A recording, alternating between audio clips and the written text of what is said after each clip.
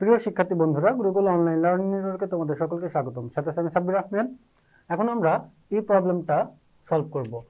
তো বলতেছে integration sin square x cos square x dx এর মান বের করো। তাহলে sin square x cos square x dx। তো এটা নরমালি আমরা এখানে কোনো প্লাস মাইনাস কিছু দেখতে পাচ্ছি না, দুইটা জিনিস আছে, sin square x cos square x। তো এটা আমরা ইউভির সূত্র দিলে অনেক বড় হয়ে যাবে। তো আমরা নরমালি যদি এটাকে ট্রিগোনোমেট্রিক কিছু সূত্র প্রয়োগ করি তাহলে কেমন হয়, আমরা 1/4 নিলাম, এখানে 4 নিলাম, তাহলে 4 কেটে যাবে, যা ছিল তাই। তাহলে sin square x cos square x dx। 4, এই 4টা এক্সট্রা নিলাম, এই 4টা যেহেতু কনস্ট্যান্ট, এই 4টা বাইরে বের করে দিলাম। তো এই 4টাকে 2, এটাকে sin x, এটাকে cos x, উপরে হোল স্কয়ার দিলাম dx। তাহলে এখানে 4 ছিল, 2 square means 4, sin x square means sin square x, cos x square cos square x। তো এই 1/4 বাইরে নিলাম আর এটাকে এরকম করে লিখলাম। তো আমরা একটা সূত্র জানি, sin 2a, sin 2a সমান 2 sin a cos a।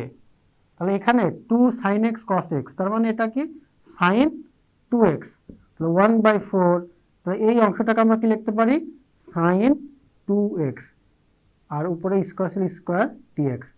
তাহলে 2 sin a cos a সমান কি sin 2x স্কয়ার dx। তাহলে 1/4, এটাকে আমরা লিখতে পারি sin স্কয়ার 2x dx। তো এটা sin স্কয়ার 2x লিখলাম, 1/4।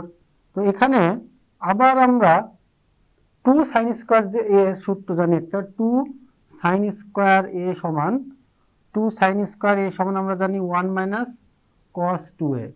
তো এই সূত্রটাতে ফেলার জন্য আমরা এটাকে কি লাগবে, 2 লাগবে। তাহলে এখানে আমরা 2 নিলাম, একটা 1/2 দিলাম, হাফ নিলাম, 2 দিলাম, sin স্কয়ার 2x dx। তাহলে এই 2 আর এই 2 কেটে গেল, থাকলো কি sin স্কয়ার 2x dx। তাহলে আমরা এটাকে যদি বাইরে বের করি, 1/4 গুণ 1/2, 2 sin স্কয়ার 2x dx। তাহলে এখান থেকে এখন আমরা এখানে চলে যাচ্ছি, সমান, তাহলে 1/4 দুগুণে 8, তাহলে 1/8 2 sin স্কয়ার x। এখন সূত্রটা কি হবে, 1 - cos 2a, তাহলে 1 - cos 2a মানে কি 2 sin স্কয়ার a মানে হচ্ছে 2x, তাহলে এখানে 2x, 1 - cos 2a dx।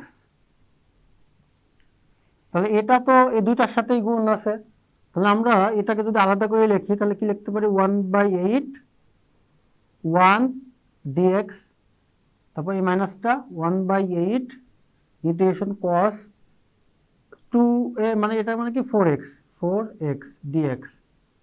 তাহলে আলাদা করে লিখে ফেললাম। তো এখন 1/8, 1 কে যদি আমরা ইন্টিগ্রেশন করি তাহলে কি হয়, x হয়, -1/8 cos x, integration cos x,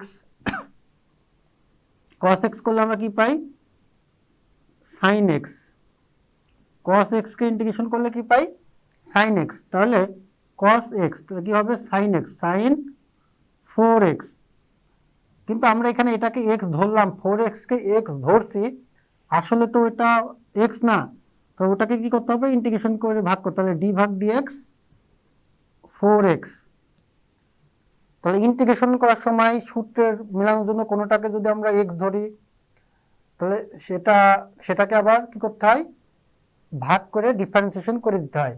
তাহলে এই ইন্টিগ্রেশন cos 4x কে আমরা x ধরলাম, তাহলে cos x ওই সূত্রটা ব্যবহার করলাম sin x, কিন্তু যেহেতু এটা x না, তাহলে এটাকে ভাগ করে দিলাম ডিফারেন্সিয়েশন করে, তাহলে হয়ে গেল প্লাস c। তো এটা কি হলো, 1/x/8 -1/8 sin 4x এটাকে কি ডিফারেন্সিয়েশন করলে 4টা বাইরে চলে আসে, 4টা বাইরে চলে আসলো, আর ডিভাগ ডিএক্স এক্স প্লাস ডিভাগ ডিএক্স এর মান হচ্ছে 1, তাহলে x/8 minus 1/8 sign 4x by 4 গুণ 1 প্লাস সি। তাহলে এটা আমরা লিখতে পারি x/8 মাইনাস, তাহলে এটা 4, 1/4 = 32, তাহলে 32 সাইন 4x প্লাস সি।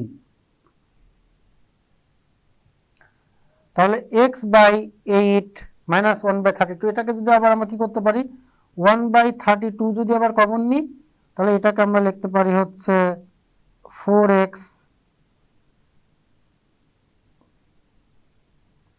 এই 4x/32 মানে 4 আর এটা কেটে কত হবে, 8 হবে, 4 × 32, তাহলে x/8 minus sine 4x plus C answer. তাহলে এখানে আমরা কি করলাম, 1/32 কমন নিলাম, তাহলে এখানে 4x থাকলো, তাহলে 4x আর 1/32 মানে x/8 minus 1/32 sign 4x plus C.